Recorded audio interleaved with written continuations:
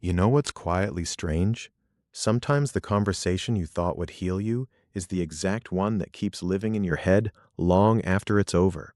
You finally get the explanation, you hear the apology, you ask the question that has been sitting in your chest for months, maybe years, and for a moment it feels like this is it. This is the thing that will set everything right. But then the room gets quiet, the message ends, the call is over, and something deeply confusing happens. You are still not free. The mind usually tells us a very simple story about closure. It says that pain continues because something is unfinished. So if we can just finish it, name it, explain it, understand it, then the emotional system will relax, the body will unclench, and we can finally move on. That sounds reasonable. In many cases, it is reasonable. Human beings do crave resolution. We are built to search for patterns, causes, and endings. Uncertainty is uncomfortable. Ambiguity produces anxiety. A missing answer can become a kind of mental itch. So it seems obvious that closure should help, and yet many people have had the opposite experience. They get the answer and still replay the memory. They receive the apology and still feel anger. They end the relationship and still feel emotionally tied to it. They understand exactly why something happened and still carry the same heaviness, the same loneliness, the same self-doubt. Why? Why does closure sometimes feel more like information than freedom? Tom Lehock gives us a clue here, and it begins with a distinction that most people never make. There is a difference between explanation and integration. There is a difference between knowing what happened and metabolizing what happened. There is a difference between a completed conversation and a completed emotional process, and that hidden gap is often the real reason closure doesn't always set you free. Most people imagine closure as an external event, a talk, a letter, a confession, a final message, a dramatic last scene where everything is clarified and everyone walks away with sudden wisdom. But the mind does not work like a screenplay. Your nervous system does not automatically update itself just because new words entered the room. You can know that someone hurt you because they were insecure, avoidant, confused, emotionally unavailable, afraid of intimacy, or carrying their own unresolved trauma. That explanation may even be true. It may be accurate. It may be the best explanation available, but your body may still remember abandonment. Your trineus may still hold the shock. Your long tronc may still be bruised. Your sui knee may still return to the same question in a slightly different disguise. What did I mean to them? Was any of it real? Why wasn't I enough? How did I miss the Zohil? Could I have fixed it? If I understand it better, will it stop hurting? This is where many people get trapped. They think they are looking for closure, but what they are actually looking for is relief from an emotional injury, and those are not always solved by the same thing. An explanation can answer the intellect while leaving the attachment system untouched. This matters because human pain is rarely just about missing facts. It is often about broken expectations, threatened identity, and unresolved emotional activation. In attachment psychology, relationships do not only give us company, they also organize our inner world. They shape our sense of safety, predictability, and self-worth. So when a bond breaks, especially in a painful or confusing way, the loss is not only about the other person, it can also disrupt your internal map of yourself. That is why closure can fail, because sometimes what you wanted was not information. Sometimes what you wanted was repair, and those are very different things. Imagine someone says, I pulled away because I was overwhelmed. I didn't know how to communicate. You didn't do anything wrong. On paper, this should help. It answers the mystery. It removes some self-blame. It sounds mature. It sounds clean. But if the experience left you feeling disposable, then your emotional system is not asking only, why did they leave? It is also asking, am I forgettable? Am I too much? Am I hard to love? Is closeness always temporary?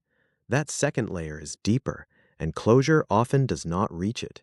Researchers who study grief, trauma, and social rejection have repeatedly found that human beings do not suffer only from events themselves, but from the meanings attached to them. Social pain is especially powerful because it touches both emotion and identity. Rejection can activate brain regions associated with physical pain, not metaphorically, neurologically. Your system reacts as though something threatening has happened, because from an evolutionary perspective, it has. We are salt-seeing creatures. Disconnection matters. So if a painful ending changes the story you tell about yourself, then a factual explanation may not be enough. Your conscious mind hears one thing, but your deeper beliefs continue running underneath. This is why someone can say, I know it wasn't my fault, and still feel ashamed. Why someone can say, I understand why it ended, and still feel restless. Why someone can get exactly what they thought they needed, and still feel haunted by the trial game. There is another hidden reason too, and it is a subtle one. Sometimes closure doesn't free you, because the search for closure has become a habit of emotional postponement. That sounds harsh at first, but stay with it. For many people, the pursuit of one more answer creates the illusion of progress. If I can just get them to explain it better, if I can just revisit the memory one more time, if I can just decode every behavior, compare every message, inspect every contradiction, maybe then I will be able to let go. It feels active, it feels intelligent, it feels like problem solving, but often it becomes rumination dressed up as healing. And rumination is one of the mind's favorite ways to stay loyal to pain while pretending to move beyond it. Tum Lee Hock has long distinguished between reflection and rumination. Reflection says, let me understand this so I can grow. Rumination says, let me circle this again and again because my mind believes repetition will eventually produce safety. But repetition does not always produce safety. Sometimes it only deepens the groove. This is one reason highly self-aware, thoughtful, even very Thon Min people can struggle so much with closure. They are good at analysis. They can name patterns, track emotional shifts, remember tiny details, and produce incredibly nuanced explanations. But insight and release are not identical. You can understand your behavior, their behavior, the attachment dynamic, the conflict style, the childhood blueprint, and the communication breakdown, and still not feel free. Because healing is not only cognitive, it is also physiological, it is relational, it is behavioral, it is repetitive in a different way. You do not free yourself only by finding the perfect sentence. You often free yourself by teaching your system, over time, that the story no longer defines your present. There is also a paradox hiding inside the idea of closure. Sometimes what hurts most is not the lack of an answer, but the collapse of a fantasy. Before closure, there is often still a small psychological door left open. Maybe they will come back differently. Maybe there was a misunderstanding. Maybe deep down they cared more than they showed. Maybe the ending is not the ending. Maybe the silence means confusion, not indifference. Maybe if you wait, if you understand, if you say it the right way, the emotional logic of the situation will finally make sense. Closure often shuts that door, and while that may be healthy, it can also be painful because fantasies are not just lies we tell ourselves. They can function as emotional life support. They protect us from the full weight of loss until we are ready to feel it. So when closure arrives, it may not feel freeing at all. It may feel like a second heartbreak, not because truth is bad, but because truth sometimes removes the last shelter between you and grief. This is why people can say they wanted closure and then feel worse after receiving it. The closure did not fail, it just did something different than expected. It took away uncertainty, but in doing so, it also took away hope, and grief entered more fully. That response is more binge-thern than most people realize. Another reason closure can leave you stuck is that some endings injure your sense of justice, and justice is not always available. This is one of the hardest parts of adult emotional life. We are often told that if we communicate honestly, seek understanding, and act with maturity, resolution will follow. But many experiences do not end with fairness. Some people do not apologize. Some people apologize without changing. Some people explain their behavior in a way that protects their image but does not truly acknowledge your pain. Some people simply disappear. Some people are too defended, too ashamed, too emotionally limited, or too disconnected from themselves to offer the kind of repair your mind keeps waiting for. And this creates a painful mismatch. You may know exactly what would make the wound feel less raw: accountability, specificity, remorse, recognition, effort, but reality offers only fragments, a vague message, a half-truth, a cold ending, or worse, nothing at all. When that happens, the nervous system can keep protesting, not because you are weak, dramatic, or unable to move on, but because a part of you is still trying to restore moral order. It is still saying, this mattered. What happened was real. Someone needs to see it clearly. This is deeply human. We often think closure is about finishing our feelings, but very often, it is also about wanting our reality witnessed. We want the truth of our pain reflected back to us so we do not have to carry it alone. When that reflection never comes, the mind may continue searching, not only for answers, but for recognition. That's why self-validation is not some soft, decorative concept. It is a psychological necessity in many painful endings. If the person who hurt you cannot fully name what happened, then part of healing becomes learning to witness your own experience without waiting for their permission. And that is difficult because many people have been trained out of trusting themselves. If you grew up around inconsistency, emotional neglect, criticism, or relationships where your feelings were minimized, then your internal recognition system may already be shaky. You may have learned to look outward for confirmation before believing your own kamzuk. Was that hurtful, or am I too sensitive? Was that disrespect, or am I overthinking? Was that a red flag, or am I just anxious? Should I trust my perception, or wait for someone else to explain reality back to me?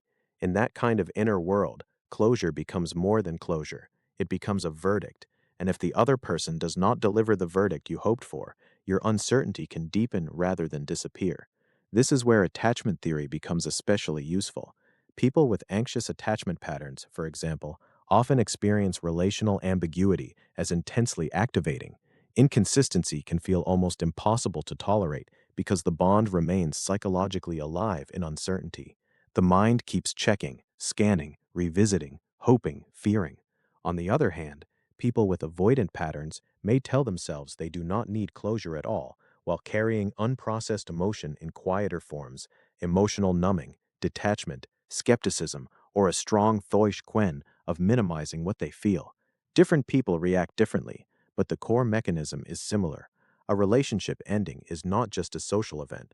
It interacts with old templates, old fears, old adaptations. So closure may fail, not because it is useless, but because it is arriving at the end of a story that began much earlier. This is the hidden reason many endings feel larger than the event itself. The present pain has roots. The current loss may be touching older loneliness, older huaini, older grief, older beliefs about who stays and who leaves. If that is true, then no single conversation can fully resolve it. That does not mean you are broken.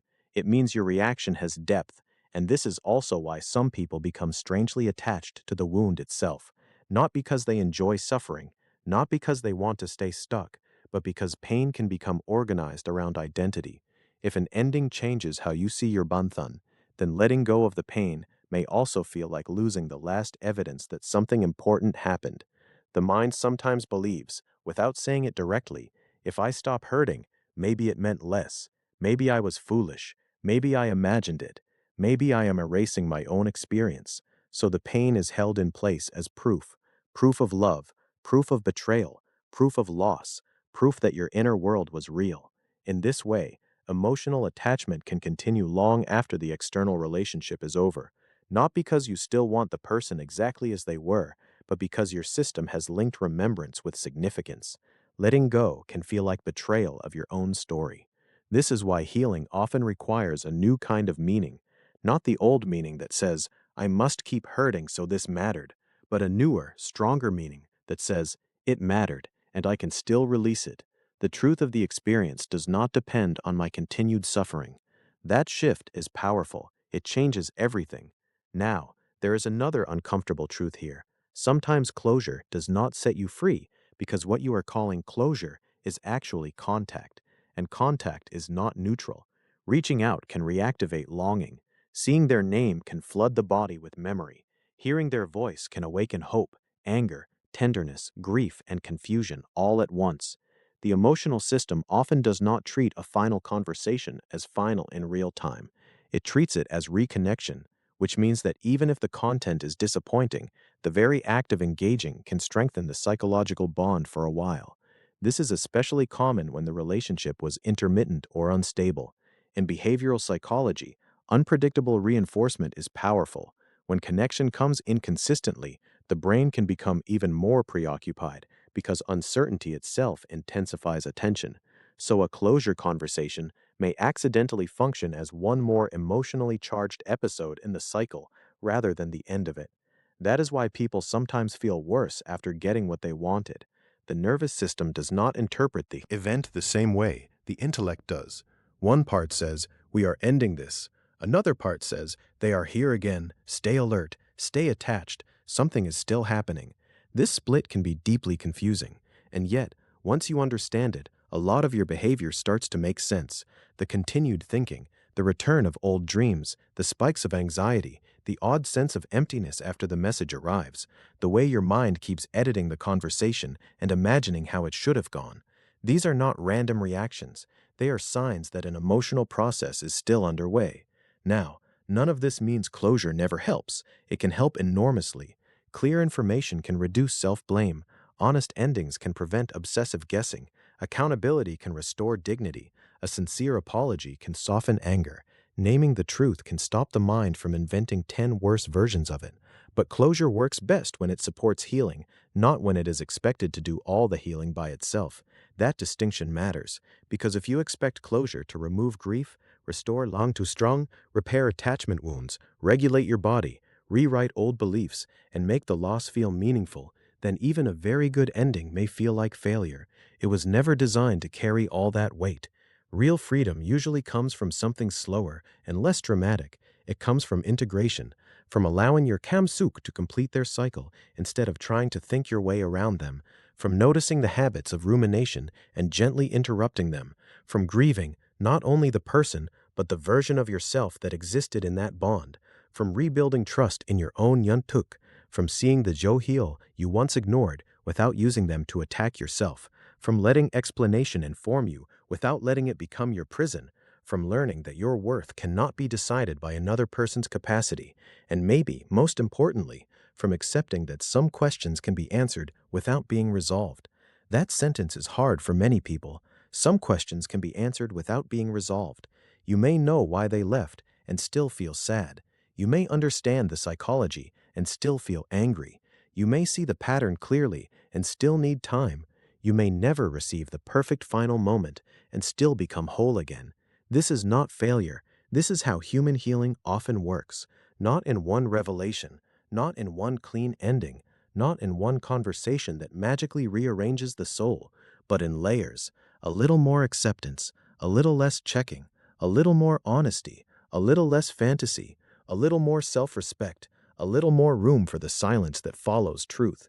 And there is something deeply freeing in realizing that closure is not always something another person gives you. Sometimes it is a decision your own mind makes after enough evidence, enough grieving, enough reality, enough compassion. A decision that says, I may never like what happened, but I no longer need to revolve around it. I may not have received justice, but I can stop turning my life into an appeal. I may not have been understood by them, but I can understand myself. I may still remember, but I do not need to remain emotionally arranged around the memory. That is a quieter kind of closure, less cinematic, less satisfying to the fantasy, but often far more real. If you have been feeling confused because you got the explanation and still feel heavy, if everyone around you seems to think you should be over it by now, if your mind keeps searching for the one missing insight that will finally fix everything, it may help to know this. Your pain is not proof that you failed to understand, and your continued healing is not proof that the closure didn't work. It may simply mean that what was wounded in you was deeper than uncertainty. Maybe what needs attention is not the story of why it happened, but the part of you that changed because it happened, the part that became more guarded, more skeptical, more lonely, more watchful in social situations, more afraid of repeating the same mistake, more tempted to confuse overthinking with protection. That part does not only need answers, it needs safety, it needs gentleness, it needs new experiences that teach a different lesson. It needs your patience more than your perfection, because the real mud is that freedom usually does not arrive when the past is fully explained. It arrives when the past no longer has to keep arguing for its place in your present, and that shift is rarely loud. It happens when you stop reopening the case each morning, when the memory loses some of its charge, when your body no longer treats the past like an emergency, when your self-worth stops negotiating with someone else's limitations, when your habits begin to change, when your inner world becomes a place where your experience is believed, even if it was never fully and acknowledged by the person who caused it. That is when closure becomes less of a conversation and more of a transformation. And maybe that is the most important psychological explanation of all. We keep asking closure to end the feeling, but often its real role is simply to reveal what still needs to be healed. Once you hear "oh raw that," the whole experience looks different. You stop treating your lingering emotions as a sign of weakness. You stop assuming that one more message will finally do it. You stop expecting external clarity to perform internal repair. You begin to notice the deeper pattern beneath the event itself. And from there, something changes. Not all at once, not perfectly, but genuinely. The obsession softens. The Thoiquen of searching becomes less automatic. The loneliness becomes more speakable. The anxiety becomes more understandable. The memory becomes part of your history instead of the center of your identity. And one day, often very quietly, you realize the freedom you wanted did not come from getting the final answer. It came from no longer needing it to save you.